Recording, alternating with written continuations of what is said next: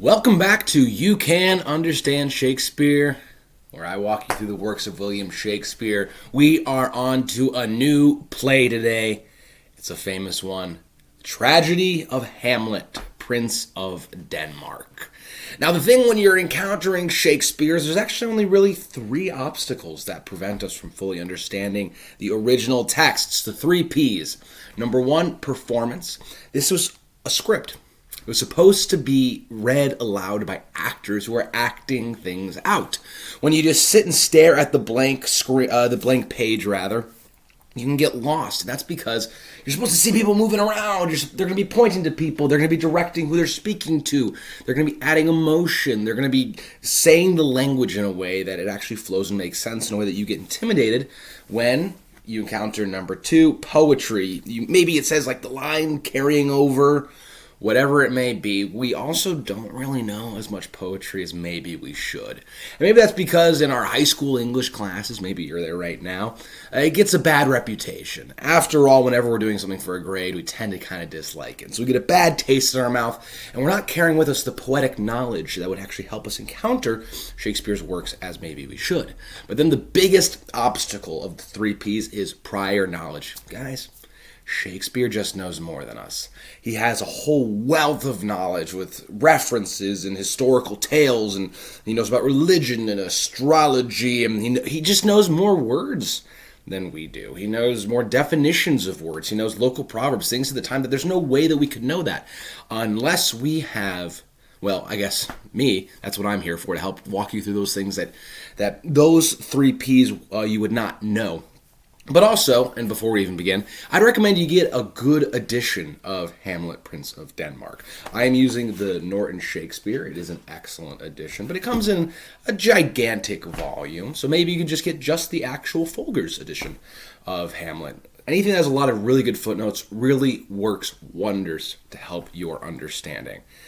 In addition to that, I want to just let you know that here, the point isn't to dumb down the language, and I'm not giving you an analysis. This isn't a place that you can just come in and get your homework done. Rather, what I will be doing is walking you through this line by line, sentence by sentence, so that as you are reading along, which I recommend you do, you will then walk away knowing what the text says, where it says it, understanding the story. So then you can go do all that work that your English teacher wants you to do, or that your book club wants to do, or just that you can discuss with yourself or whoever else reads Shakespeare so you can sound smart and intelligent.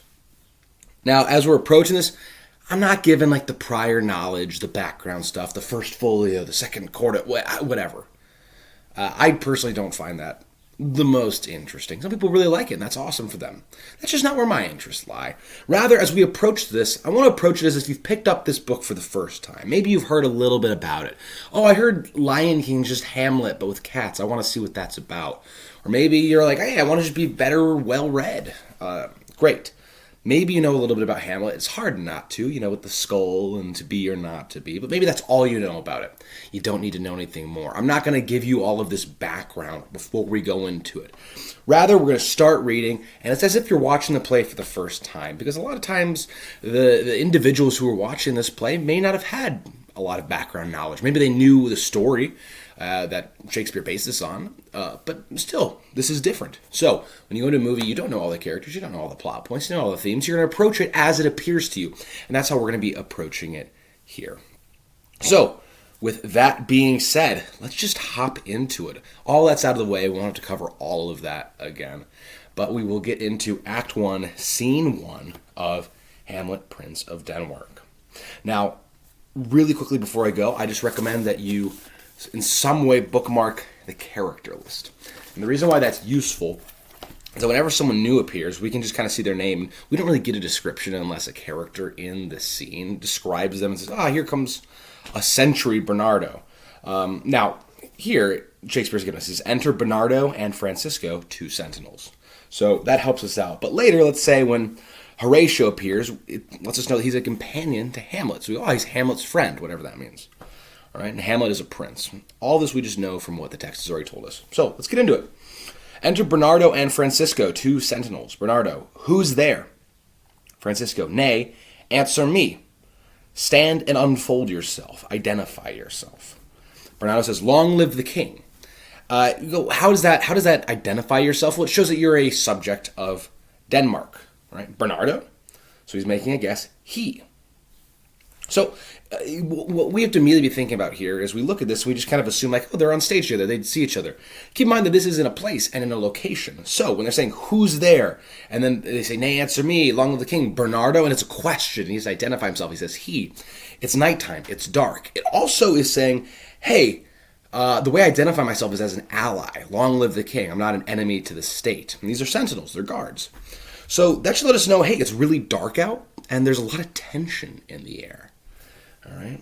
Francisco says, you come most carefully upon your hour, which means dutifully, like you are careful to keep your appointments, but also cautiously. You cautiously approach your hour when you are supposed to be entering upon your watch. And Bernardo agrees. He says, 'tis now struck 12. So it's midnight. Ooh, very spooky time. Get thee to bed, Francisco. He says, for this relief, much thanks. And that's true. He's relieving him from duty. When you're relieved from duty, you can stop performing your duty and go to bed. But it's also probably a relief. I now no longer have to deal with whatever this tension is here. 'Tis bitter cold, and I am sick at heart. Is he literally sick? No, it's his heart is oppressive. So there's something going on here. The guards are uneasy. It's midnight. They're not identifying each other. They hear something in the dark. They go, who's there? Nay, answer me. All right, so it's clear that these two know each other. Bernardo asks, have you had quiet guard? Has your watch been quiet? There's not a mouse stirring. Bernardo answers, well, good night. If you do meet Horatio and Marcellus, the rivals of my watch, bid them make haste. Now here, rivals means partners. They're going to also stand up with us. Horatio and Marcellus, looking over at that character sheet, we know Horatio is a companion to Hamlet, and Marcellus is another sentry. So they're going to be helping Bernardo watch. At which point, enter Horatio and Marcellus. Francisco says, I think I hear them. But he's going to check to make sure. He says, stand ho, who is there? And that dash lets us know that a character is now addressing someone else. So stand ho, who is there? Horatio answers, friends to this ground. And he means literally the ground that we're standing upon, this country. So again, they identify themselves as allies to the kingdom. So it seems like they're very nervous about someone who's not amenable to the kingdom. So friends to this ground. And Marcellus answers, and liegemen to the Dane. There's liegemen are sworn servants, and the Dane is the king of Denmark. So they're servants of the king. Danish, Denmark, there you go. Francisco says, give you good night, isn't God give you good night? And they say, oh, farewell, honest soldier, who hath relieved you? Who has taken your place? And he says, Bernardo hath my place. Give you good night. And he leaves. At which point we have Marcellus, Bernardo, and Horatio. And they're all going to stay up, keeping watch, guarding the night. Holla, Bernardo, and that's just hello. Say, what? Is Horatio there? So they really can't see him. Horatio answers, a piece of him. This is just sort of a smart aleck way of answering, yes, I'm here. Right? It's sort of like the, can I sit here? No, it's a free country. It answers it, but it sort of makes a little light of it. So if a piece of him is here, then the rest of him is here. And he says, welcome, Horatio. Welcome, good Marcellus. And Horatio asks an interesting question. He says, what? Has this thing appeared again tonight? So this story is happening at the beginning of the tale, but in the middle of some things that have been happening. And we're going to be finding out more about what those events are that are leading to this. We have not started from everything is fine and nothing has gone wrong. There's already mysterious happenings. I mean, they're already on edge. And now apparently a thing has been appearing. And so they're wondering, has this thing appeared again tonight? Maybe that's also why they are on edge. Is maybe they're not worried about enemies to the state, but about something that keeps appearing. So says, what? Has this thing appeared again tonight? And Bernardo says, I have seen nothing. Marcellus is going to answer. Horatio says, 'tis but our fantasy, and will not let belief take hold of him. So when he says that it is but our fantasy, that this thing is of our imagination. He will not let belief take hold of him. He will not believe touching this dreaded sight twice seen of us. So this belief will not be able to, will not take hold of him. This belief that touches the dreaded sight. So whatever this thing is, it creates dread in them. And they say that they have seen it now twice. Therefore, I have entreated him along. I have asked him to come along with us to watch the minutes of this night, that if again this apparition come, he may approve our eyes and speak to it.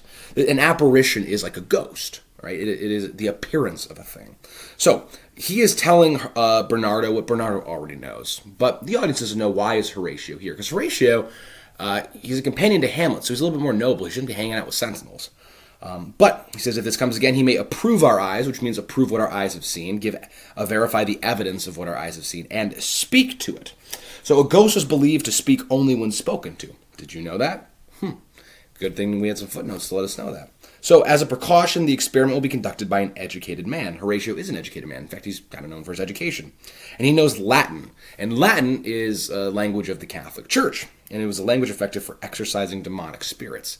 So he's not a priest, but he knows Latin. So they think, hey, maybe this educated guy, this guy who knows Latin, will be able to speak to the ghost. And they're dealing with the supernatural. So they're kind of hanging on some superstitions and various things like this. Things that come out of their faith, whatever it may be.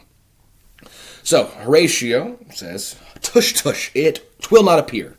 So he's skeptical that the ghost exists. And Bernardo says, sit down a while, and let us once again assail your ears that are so fortified against our story, what we have 2 nights seen. So he's comparing Horatio's ears to a fort. It is fortified, it is defensed. And we're going to assail your ears. That means we're going to assault your ears with our tale of what we've seen for 2 nights. So they're going to tell him again the story and try to break through the defenses of his ears to try to convince him. Horatio says, well, sit we down, and let us hear Bernardo speak of this. So Horatio, pretty open-minded guy. He likes to listen. Bernardo says, last night of all, so just last night, when yonder same star that's westward from the pole, so when that same star that is west from the North Star, had made his course to illumine that part of heaven. His course is the course that a star goes over the night, so he's made his course that illumines that part of heaven. It illumines because it's bright. Where now it burns at this exact point. Marcellus and myself, the bell then beating 1, so at 1 o'clock, but he gets cut off because enter the ghost. Now the ghost there's lots of interpretation how you want to play it. I have a little note here, it's a performance comment. They range widely in how they choose to represent the ghost, whether he arouses terror or evokes pity, whether it's spectral or full-fleshed, whether it looks like Claudius, which is the uncle to Hamlet, the current king, or not. So there's lots of different ways that you can do it, depending on how exactly you want to sort of add your own little background to who this king is, who this ghost is. It's the ghost of the king, minor spoiler. And that's a lot going to depend on your performance. That's a choice that the director is going to make in terms of what is this ghost? When you're putting on a play, you have the script, but there's so much that you add to it. Because art, especially when you're putting on a performance, or even when you're reading, is the intersection of what the author wrote, but also what you, the reader, or you, the reader as a director, are bringing to it yourself. And that's what brings it to life. So Marcellus says, peace, meaning stop, break thee off, stop talking. Look where it comes again. Bernardo says, in the same figure like the king that's dead. So it's in the same figure. It looks like the king that's dead. So a king has recently died. Marcellus now addresses Horatio. Thou art a scholar. Speak to it, Horatio. And Bernardo asks, looka, which means he. And anytime you see apostrophe A means he. Looka not like the king. Mark it, Horatio. Mark it means notice it, address it, these types of things. Horatio says, most like. It exactly resembles the late king. It harrows me with fear and wonder. Harrow is splitting open. It harrows me with fear and wonder. Bernardo says it would be spoke to. It wishes to be spoken to. So in some way, the ghost is going to be inviting. So maybe it beckons or is just sort of hanging around. Who knows? Marcellus says, speak to it, Horatio. And Horatio does. He says, what art thou? Art just means are, and thou is just you. What are you? And it's you informal. Right, so this actually wouldn't be a way to speak to a king, but it's a ghost. If he'd said, what are you? That would be a more formal way. So like if you speak Spanish, thou is closer to, and you is closer to usted. So we sort of lost the informal you in English because we no longer say thou. He says, what art thou that usurps this time of night? And to usurp is to take command of something unduly. So for example, King Claudius, his brother, has usurped the throne. And if you usurp this time of night, you are coming into the night and you are taking it for your own. It is wrongfully seizing. So what art thou that usurps this time of night together with that fair and warlike form in which the majesty of buried Denmark did sometimes march? So you are usurping this time of night, and you have also usurped, wrongly taken, that fair, meaning beautiful, but also could be fair. But generally fair in Shakespeare means beautiful. And warlike form, so he's wearing armor. He was a king that addressed, that fought in battle. in which the majesty of buried Denmark, there he's using the name of the country, Denmark, to refer to the person of the king. The king is the personification of the country. So, for example, you could see the King of England and say, here comes England. Not actually, but he is, as the monarch, the personification of England. It'd be no different how Uncle Sam is sort of the personification of America. The only difference is we don't have an Uncle Sam walking around. He's just a cartoon. But if he were a real person, we'd say, here he comes. So, and sometimes he formerly marched. By heaven, I charge thee, speak. So now he's charging him, he's ordering him by heaven. So he wants to know, what are you? You look like the king, you've come in night, what are you? By heaven, that should be coercive to a spirit. Right? The angels and demons will listen to heaven. I charge thee, speak. Marcellus and Bernardo give our stage notes. It is offended, see, it stalks away. So the ghost leaves. That lets us know what the ghost should be doing. And Horatio is going to try and get it to stay. He says, stay, speak, I charge thee, speak. But the ghost exits. Marcellus, 'tis gone, and will not answer. And Bernardo says, how now, Horatio, you tremble and look pale. Is not this something more than fantasy? What think you on it? And that O-N''T just means on it. It just contracts it. So how now is how is it now with you? So clearly by him trembling and looking pale, Horatio believes in the ghost. Horatio says, before my God, I might not this believe without the sensible being of my senses, sight, hearing, smelling, touching, tasting, without the sensible and true avouch of mine own eyes, of the testimony. So he did see it with his own eyes, but now he believes it. Is it not like the king? Does it not look like the king, the recent king of Denmark? As thou art to thyself, meaning that you look like yourself. Meaning he looks exactly like the king. It looks like it's the king's own person. Such was the very armor he had on when he, the ambitious Norway, combated. And again, here, Norway is being used to refer to the king of Norway. So recently he fought with the ambitious king of Norway. So frowned he once, so that was a frown that he had, when in angry parley encounter, he cut down the sledded Polacks on the ice. And the Polacks are the Polish, and they traveled on sled. So he was a warlike king. 'Tis strange. Marcellus says, thus twice before, and jump at this dead hour with martial stalk hath he gone by our watch. So 2 times before, and jump at this hour means precisely at this hour, exactly now this time of night. With martial stalk, martial being like Mars, the god of war. So with martial stalk, with a martial walk, he hath gone by us watching. And Horatio says, in what particular thought to work, I know not what.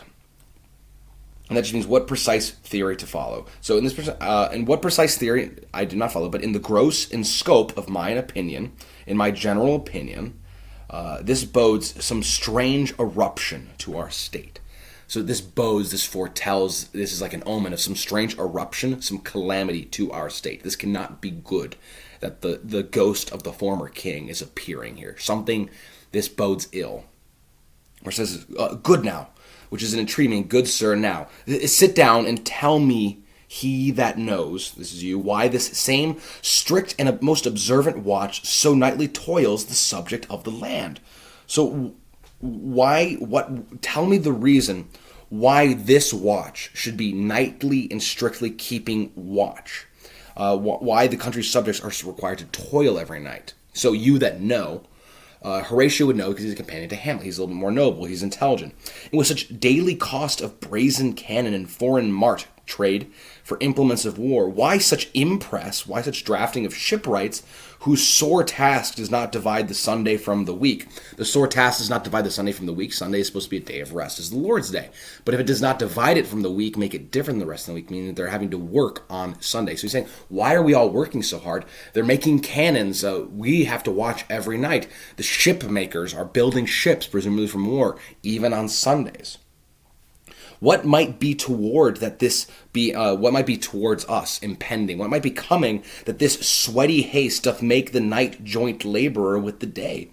Doth means does. So what is making its sweaty haste? It's hurrying quickly that makes the night join the laborer with the day. Who is it that can inform me? Now, he asked this question because Horatio has brought up the state. He says, this says something bad is happening in the state.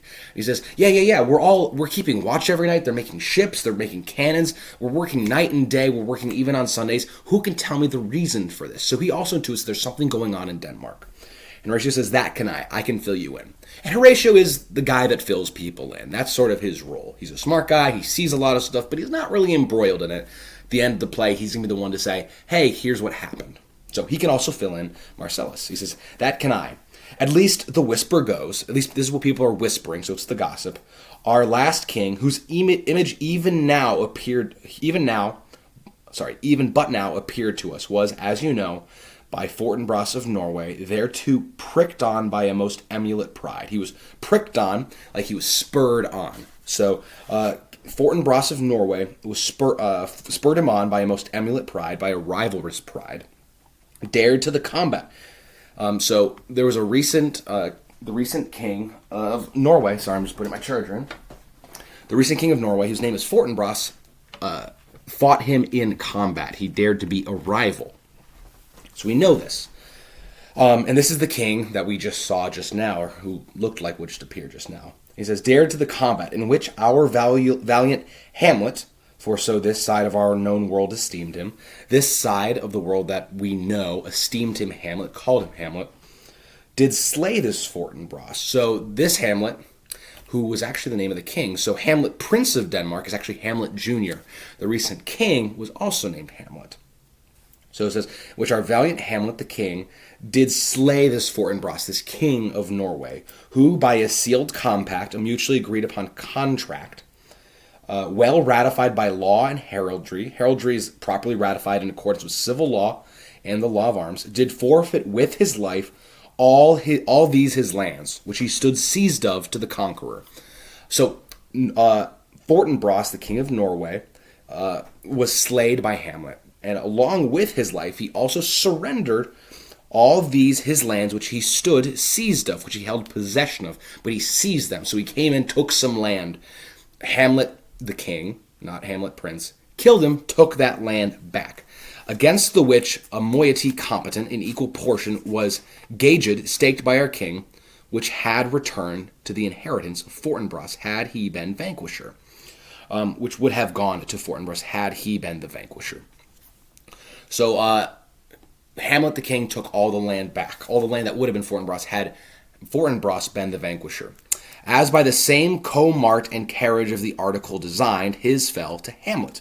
So as by the same comart, which means covenant, and carriage of the article designed means the execution of the contract's provision, his fell to Hamlet. Now, sir, young Fortinbras, so just like how Hamlet Prince is Hamlet Jr., so Norway's king Fortinbras, who's dead, has a son who's also named Fortinbras. Now, sir, young Fortinbras of unimproved metal, hot and full. Unimproved means untested and untrained. Metal is sort of temperament. It's not metal like the metallic substance, but metal like what he himself is made of, is hot and full. If he's hot, he has a temper. He's full of emotions and he's full of anger, right? Because his father was killed. Hath in the skirts of Norway here and there sharked up a list of lawless resolutes. Hath in the skirts, the outlying parts, like the outskirts of Norway, here and there sharked up a list of lawless resolutes for food and diet to some enterprise that hath a stomach in it. If he sharked up a list, that means he's gathered together indiscriminately, as a shark takes prey. Sharks just eat whatever. So in the same way, he's making a list of things that he's just gathered up. He's made a band of people. That's his list of lawless resolutes. Another addition uses landless. So these are people who do not have land or people who don't follow the law. So he's gathering a lot of rogues together for food and diet to some enterprise that hath a stomach in it. Essentially, that these men will feed his enterprise. Right? So there's some enterprise, some action that the young Fortinbras wants to do. And that enterprise has a stomach and it's hungry for something. So he's going to get these men to feed it. Essentially saying that perhaps another war with Norway is coming. Which is no other. which is no other, as it doth well appear unto our state. As it doth well appear, doth obviously appear unto our state. But to recover of us by strong hand and terms compulsatory those foresaid lands. So to recover of us means to take back. They had these lands, we have it, so they're going to recover of us, take it from us, by strong hand, by force, and terms compulsory, those foresaid lands, the lands that I mentioned earlier, so by his father lost. He wants to take back the lands that his father had but lost, because we took it from him. And this, I take it, is the main motive of our preparations. This impending war with Norway is the main reason why we have all these preparations. We're making the ships, we're making the cannons, we're keeping watch.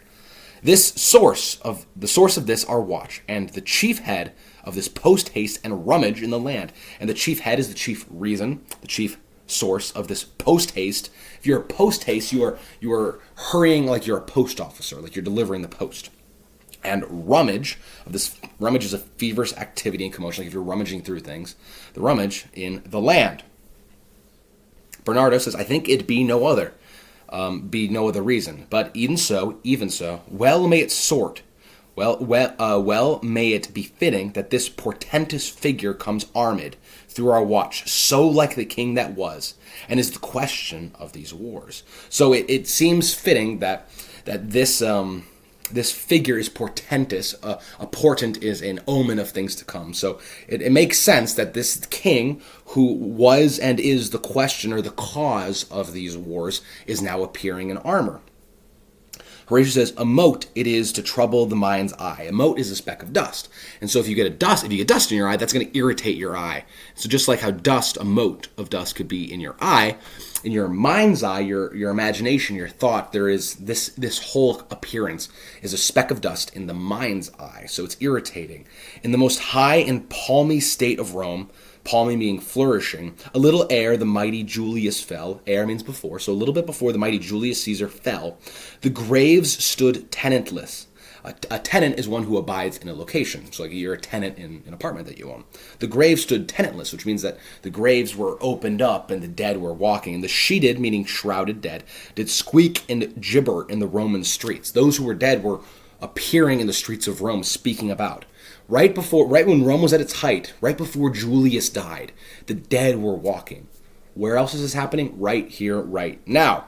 Horatio is attaching to Denmark the fall of the Roman Republic, which came with the killing of Julius Caesar. He says stars with trains of fire, so shooting stars, and dews of blood, disasters in the sun. That would be the malevolent influences. There's it's an astrological term. So there's disasters in the sun. The sun was acting strange, and the moist star, which is the moon, because it's the moist star because it's a star being a heavenly body. We know that it's a moon that's made of rock, but it's an astrological body. So it's moist because it affects the tides. So that the moist star upon whose influence Neptune's empire stands. It depends on that. Neptune is not the planet Neptune, but rather the ocean, right? Neptune is the Roman god of the sea. So the Roman god of the sea, Neptune's empire, the oceans, depends on the moist star, the moon, because it pulls the tides. The moon was sick almost to doomsday with eclipse. So there was eclipses of the sun and the moon. This happened right before the fall of Rome, and this is also stuff that's going to happen in doomsday, in the apocalypse, with Christ's second coming. So he's saying that all, and even the like precurse of feared events, and even the like precurse forerun these feared events as harbingers preceding still the fates, and prologue to the omen coming on. So the dead rising, strange symbols up in heaven, shooting stars, eclipsed suns, eclipsed moons, the oceans being all roused into a fury. These things that showed up right before the fall of the Roman Republic with the death of Julius Caesar, but also right before the apocalypse. And I'm afraid that these things are happening here and now. This could be a very bad time for Denmark. It says, even the like precurse of feared events, even these events become before feared events, like harbingers are announcers, preceding always the fates. The fates three goddesses from Greek mythology that determine the course of action of human lives, especially the ending of those human lives. The Fates and Prologue, Prologue is introduction to the omen, the disastrous event coming on. Have heaven and earth together demonstrated unto our climatures and countrymen. So heaven and earth are demonstrating these omens, these harbingers, these figures to us, and to our region and to our countrymen. So he thinks that something bad is happening because he's seeing ghosts. Enter the ghost. Again, he says, but soft, which means hush, hold, be soft. Behold, lo, where it comes again. I'll cross it, though it blast me. I'll cross it, mean confront, cross its path, but also make the sign of the cross to counter its evil influence. I'll cross it, though it blast me. So even if it withers me, even though if I'm feeling cowardly or scared, or if it could do something to me, stay, illusion. Stay where you are, illusion, ghost, because it doesn't have a corporeal body. Stay, illusion. It spreads his arms. If thou hast any sound or use of voice, speak to me. If there be any good thing to be done that may to thee do ease and grace to me, speak to me. There's this idea that ghosts have like unfinished business, and if you can take care of that business, it'll go on to heaven. So if there's any good thing that can be done that may to thee do ease, that can help you pass on to the next life, to heaven, or to be a grace to me, perhaps you are appearing to be some messenger of grace, then speak to me.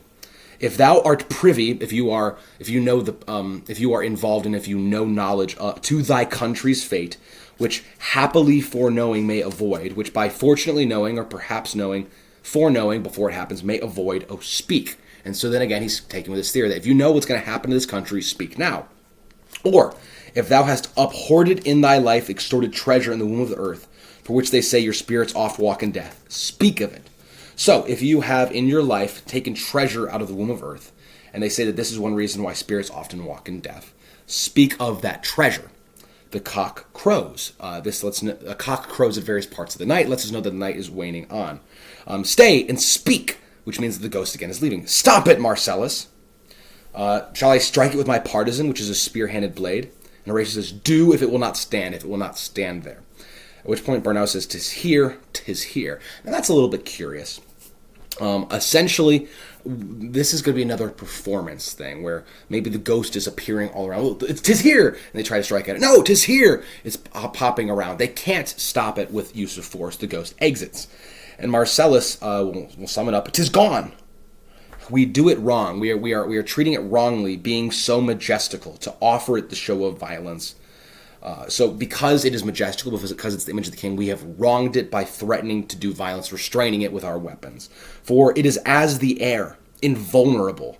The air, you can't hurt the air with your weapons, and this ghost is like the air, so it's invulnerable. And our vain blows are malicious mockery. A mockery is sort of like an ill-intentioned joke. It's malicious, meaning evil intending. And our vain blows, our attempts to strike it, are vain. Not being like vanity, but vain being empty. So we're striking at air. It's all useless. Bernardo says, it was about to speak when the cock crew.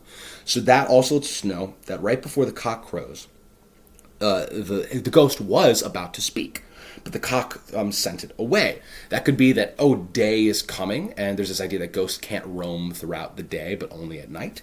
It could be a reference to the Bible. St. Peter denies Christ 3 times before the cock crows twice.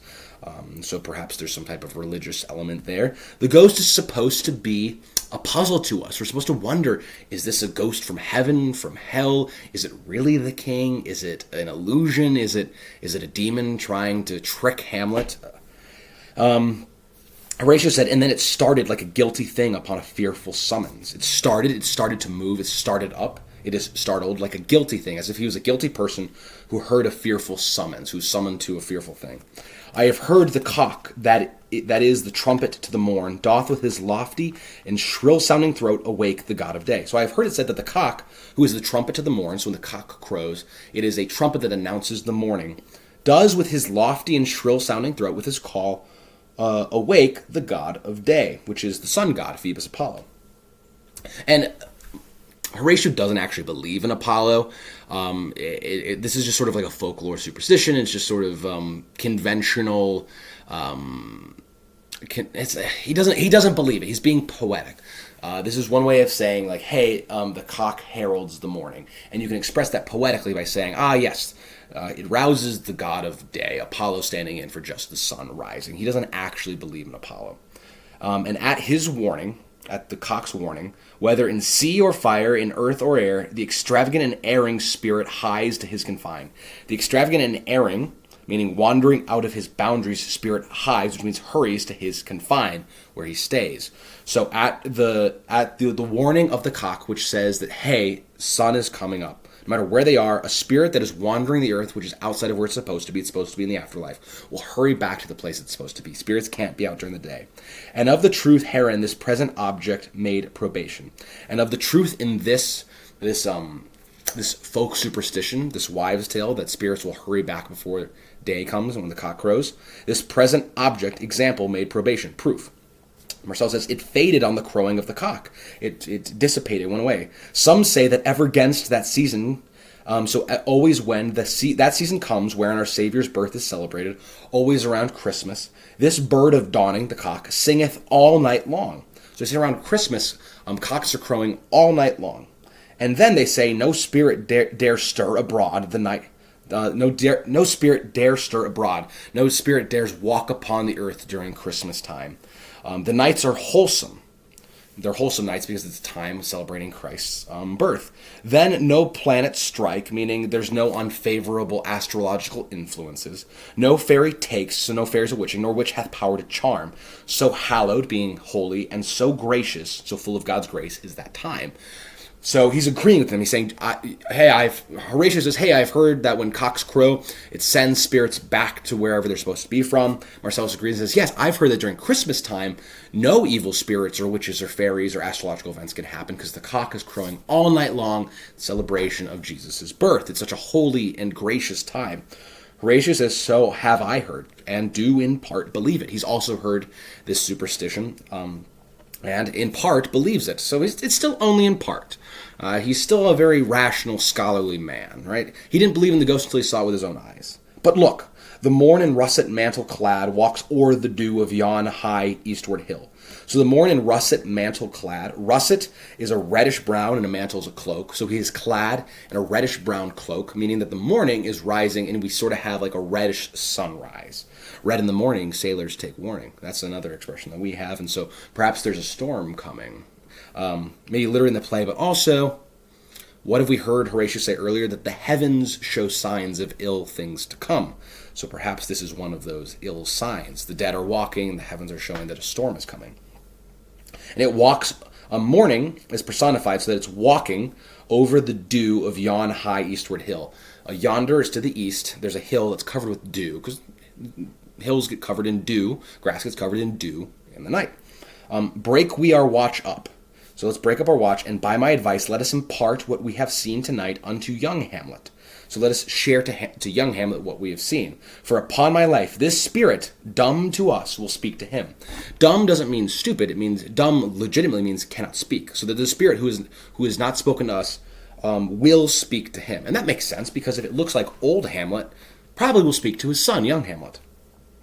Do you consent we shall acquaint him with it, as needful in our loves, fitting our duty? So do you consent that we shall acquaint him with this information, as needful in our loves, as necessary because of the love that we have for him, and fits our duty?